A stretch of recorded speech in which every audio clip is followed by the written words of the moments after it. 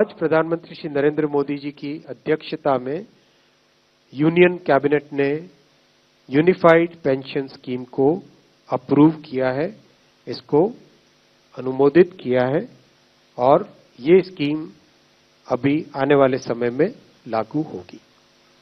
इस स्कीम के 5 पिलर्स हैं।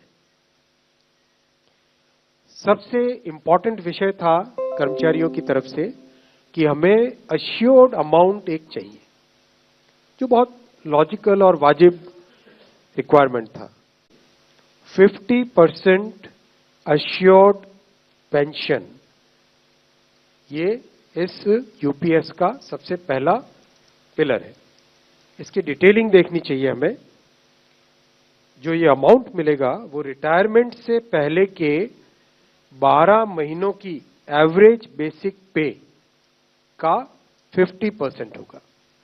मैं रिपीट कर रहा हूं, अश्योर्ड पेंशन का जो अमाउंट है that will be the average of basic पे ऑफ 12 मंथ्स बिफोर सुपर एनुएशन, उसका 50% होगा। और इस फुल पेंशन के लिए जो क्वालिफाइंग सर्विस रहेगी वो रहेगी 25 इयर्स, यानी 25 वर्ष तक अगर किसी ने काम किया है, सेवा की है, तो उसको फुल पेंशन यानी जो ये अश्योर्ड पेंशन का अमाउंट है वो मिलेगा। 25 साल से अगर कम है लेकिन 10 साल से ज्यादा है तो उसमें प्रोपोर्शनेट पेंशन रहेगी, प्रो रेटा वो पेंशन का अमाउंट बनेगा। जो कभी किसी कर्मचारी की डेथ हो जाए तो फैमिली पेंशन एक बहुत बड़ा, स्पाउस के लिए ये बहुत बड़ी एम्प्लॉयज की एक रिक्वायरमेंट थी, डिमांड थी। तो सेकंड पिलर इस यूपीएस का है अश्योर्ड फैमिली पेंशन। किसी भी कर्मचारी के डिमाइज से पहले, इमीडिएटली पहले जो पेंशन थी, अमाउंट था, उसका 60% मिलेगा एम्प्लॉय के, डिसीज्ड एम्प्लॉय के स्पाउस को। ये सेकंड पिलर है। थर्ड पिलर है अश्योर्ड मिनिमम पेंशन। कई बार देखा कि सर्विस कम होती है और कंट्रीब्यूशन जितना हुआ है उससे एक सफिशिएंट अमाउंट नहीं मिल पाता था, इसीलिए एक minimum assured pension, assured minimum pension 10,000 rupees per month, वो इसमें यूपीएस में थर्ड पिलर ये रखा गया है।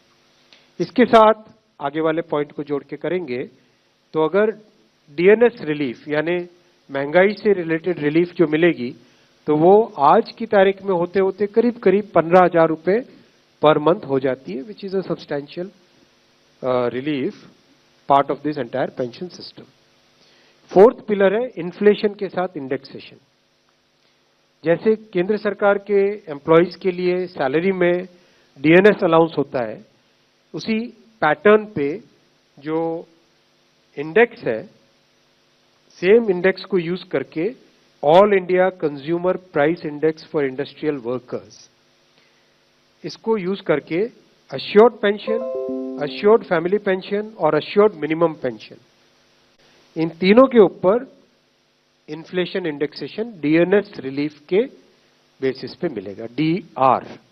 पांचवा पिलर है इस स्कीम का lump sum payment at superannuation in addition to gratuity. ये एक तरीके से बहुत ही इंपॉर्टेंट और बहुत ही बड़ी एक रिलीफ मिलेगी। जब सुपर एन्युएशन होता है तो उसके बाद में इंसान अपनी लाइफ को प्लानिंग जिस तरह से करना चाहिए तब कई बड़े खर्चे आते हैं, इसलिए ये लंप सम एक अमाउंट तय किया गया।